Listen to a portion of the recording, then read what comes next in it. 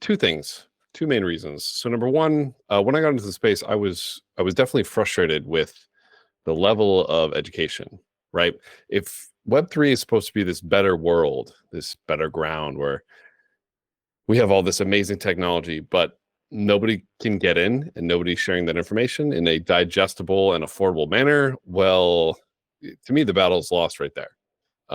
So that was one of the main reasons that I wanted to do this, because I was like, all right, if I had to come to this space again as a newbie, what would I like to see? And that's how I approached it. And the second thing is that, well, actually, so there's three things. So the second thing is that I learn a lot better doing what's called the teach back method. So if I learn something, I will ingrain it in myself. If I write a blog, if I create a video on it, it's crazy how much I'm able to learn knowing that I'm learning with the intent to teach somebody else. Because you have to know how everything works. You have to know why things are coming up, because you have to anticipate those questions from the people you're going to teach.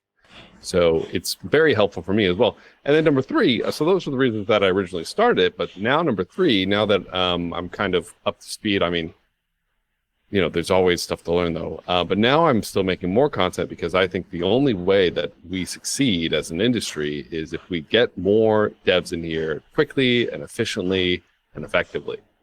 And I don't think there's enough education out there. I think there's not enough affordable, high quality, top tier content.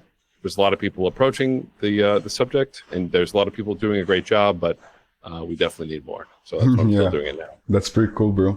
And how did you decide to get into auditing? Because being a developer is something, and then you decide to become an auditor, which is another level of knowledge and trying different things and learning all this stuff. What was the hard part for you, and how did you overcome that? Yeah, so to me, it was actually a natural extension of what I already do. Nice. Right. So if we ask the question again, the same question. Hey, how do we scale Web3? How do we bring Web3 to the masses? Okay, well, one, we need to onboard new devs. And number two, we should probably stop getting hacked for all the time $1 million every other week, right? I was looking at the stats from last year. $4 billion DeFi, a little less than $4 billion of DeFi was hacked, or technically it was $3 billion of DeFi was hacked. Yeah. That's about 5%, or I forget the actual stat. It's like 5 to 10% of the total value locked of DeFi. Are you kidding me? So you telling me it's a lot of things. What person in Web 2 would go to a bank and say, hey, bank, what's your rate of saving, keeping my money safe? And they said, oh, there's a 5 to 10% chance we will lose your money. Are you kidding me? Nobody's going to put their money in the bank. And likewise, nobody's going to put their money in that industry. So to me, it's a natural extension. If we want to onboard more people to Web3, we need to be more secure. We need to be a lot better. And kind of going down this path, same as kind of the education path, a lot of the security tooling and information is either not accessible, or it costs a lot, or it's hard to get. And so I said, okay, I want to become an auditor, so I can help fight the good fight, help protect DeFi, help keep this industry safe. And then also, so I can learn all the tricks of the trade, give that information back to the community so we can raise the bar, raise the bare minimum of what we need to be doing. Because there's a lot of uncertainty around what best practices are. I mean, sure, like reentrancy, that's an easy one, but there's more to it, right? Like people, I recently did a huge video on fuzz testing. It's a really nice video. Thank you, appreciate it. It's a tool that a lot of the top auditors, that's what they're doing. They're doing fuzz testing. So I said, oh, okay, cool. So this is a standard thing. Let me go through some of the top repos in DeFi, see if they're doing fuzz testing, and they're not. I'm like, what? Auditors are, by the way. What's that? Auditors are doing it all the time. Right, auditors are doing fuzz testing. Yeah. But it seemed like it was only most of the top auditors were doing this. A lot of the newer auditors, they're doing manual review, which is great. I mean, manual review is fantastic. But there are all these tools that not a lot of people know how to use, or that are being siloed, or that there's not a lot of information on. And we need to say, hey, this is what is the bare minimum now. If you're not doing fuzz testing, you're doing it wrong. Like you're maybe intentionally being bad. Like I don't know. So there's all these things that I want to get into. But yeah, so that's why I got into auditing, was because of that. And the hardest part for me is probably the hardest part for everybody. Just sitting down, shutting the hell up for 3 weeks, looking through I feel the pain. through code. Yeah. Right? 'Cause, I mean, that's what an audit entails. Is you sit down, you shut up, and you go, holy shit, this code is super overwhelming. And in the beginning it was like, wow, this is really tough. But you just keep doing it and you get better and better. And so hardest part for me was probably the hardest part for everybody else too. And which is good, right? If you keep that in mind, you say, hey, this is hard for me. Well, guess what? It's hard for everybody else. Yeah. So I don't know how you feel about it, but it seems to me like being a developer is way less stressing than being an auditor, so. I think they're both stressful in their own rights.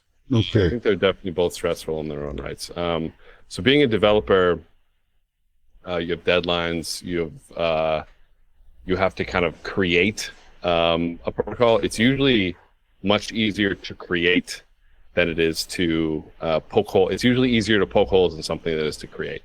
So I think they're both stressful in their own ways. Okay, makes a lot of sense.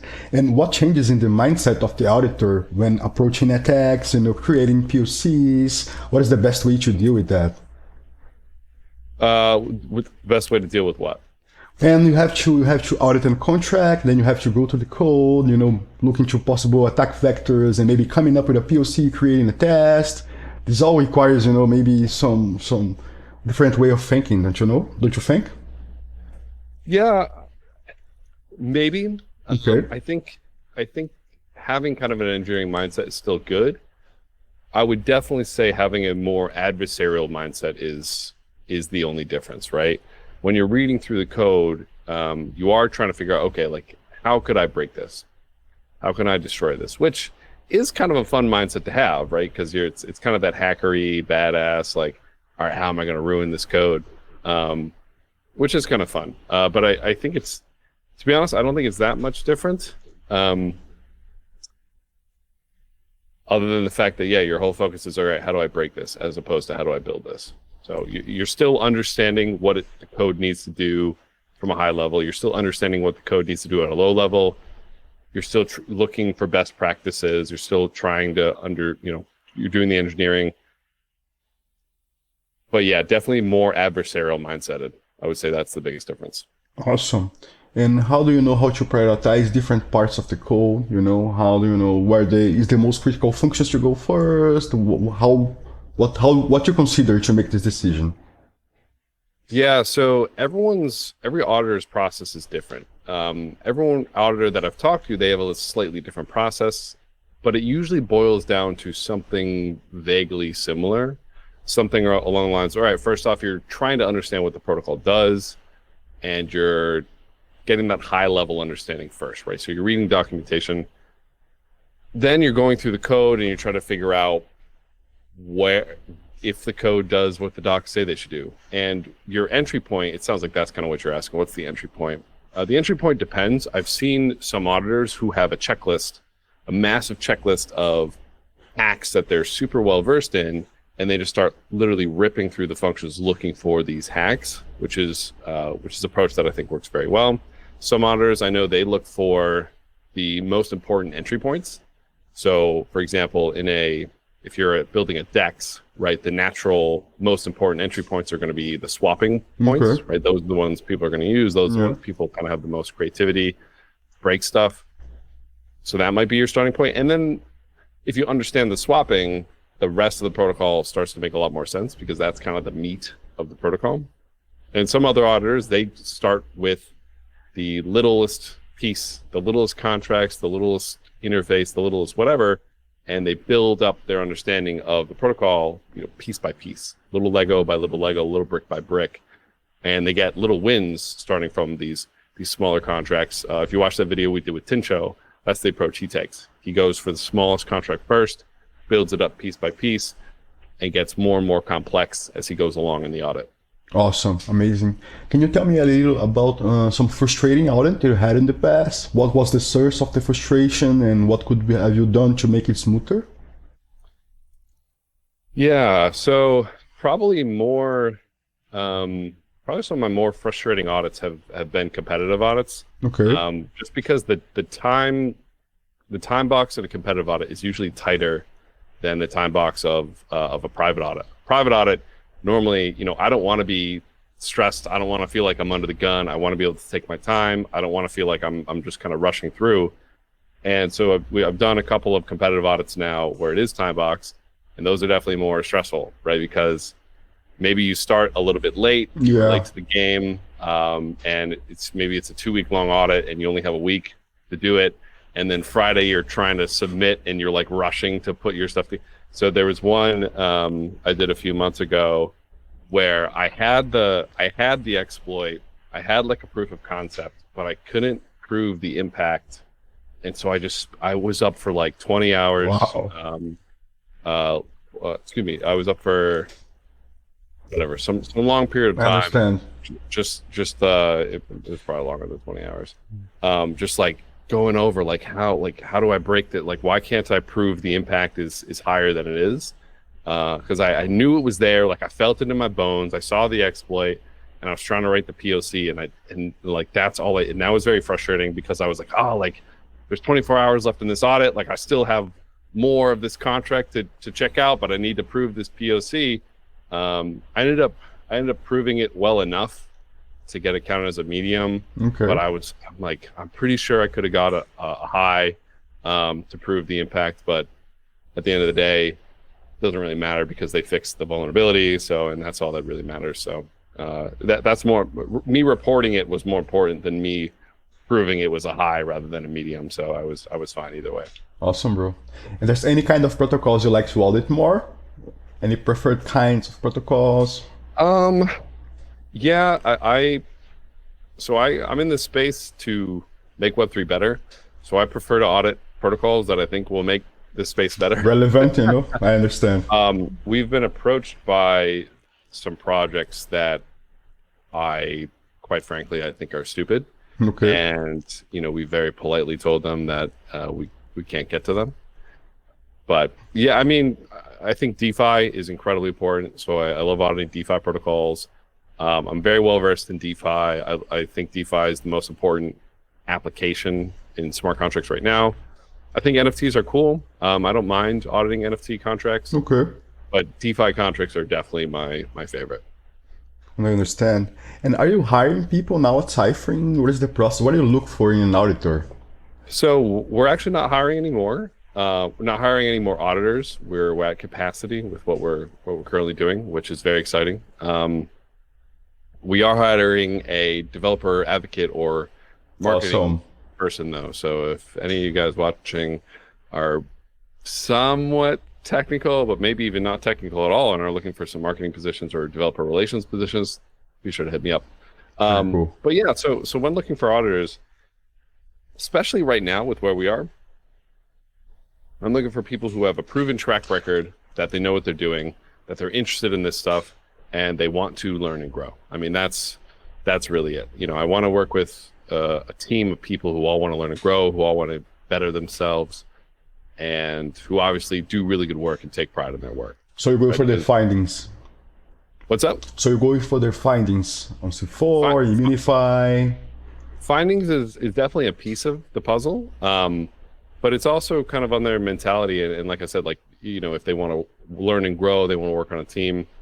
There are auditors that I've interviewed that have a great track record. They've found a lot of stuff, but the personalities don't match up. I understand.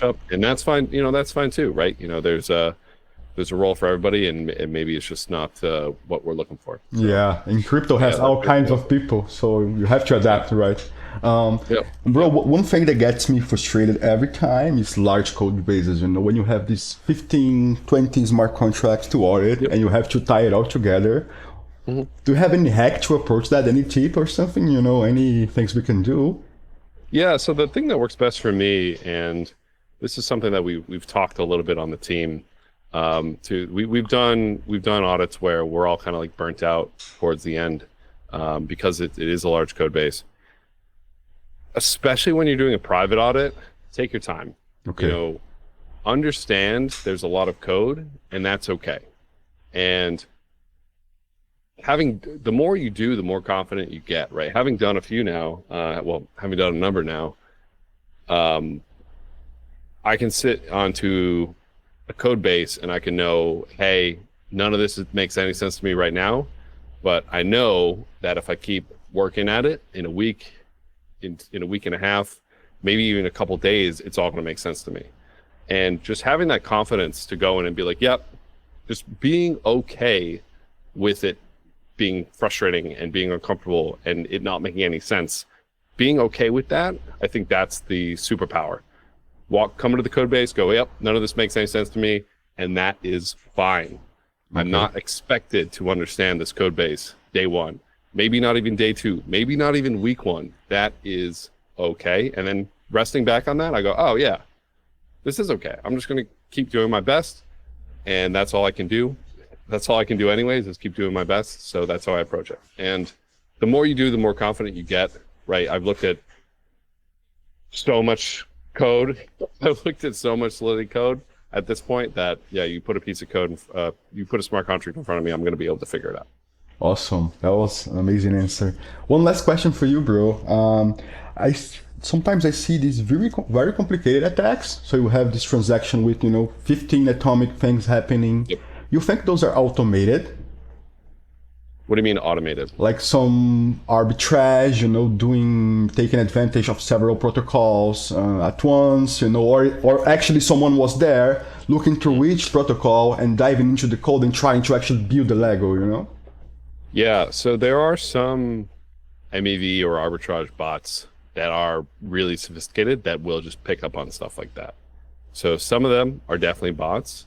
A lot of them are hackers who have deep knowledge of the protocol and who have set up an elaborate plan. It's really interesting. If you look at the history of some of these hacks, you can actually see them testing them on testnet. And those are the ones that's like, well, okay, no, this was definitely premeditated. This has been in the works for some time.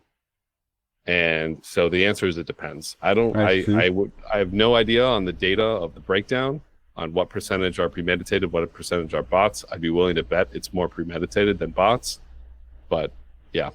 Amazing. That was it, Patrick. Thank you so much, bro, for coming here today, It's really cool, bro. Really, really cool. I don't know, you have anything to say, any closing thoughts? Yeah, keep coding, everybody.